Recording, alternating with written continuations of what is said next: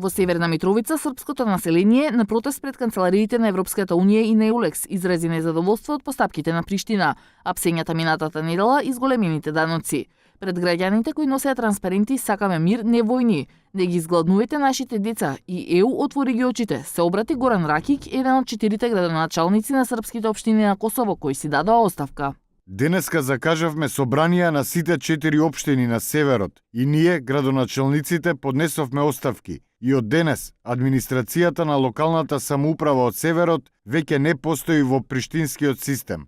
Оставки поднесоа и градоначалниците на Лепо Савик, Зубин Поток и Звечан поради кршење на човековите и економските права на србите.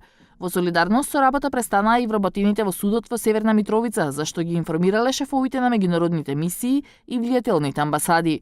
Демонстрантите обвинија меѓународната заедница за молк и повикаа на нов протест за утре. Сакаме леп и лекови, но тоа не е нашето главно барање. Туку сакаме слобода, мир, наша држава која ќе не штити. Тоа се нашите главни барања. На состанокот со косовскиот претседател Тачи, американскиот државен секретар Помпео порача Приштина да ги укине даноците на увоз од Србија и Босна и Херцеговина и да избегне провокации и тензии.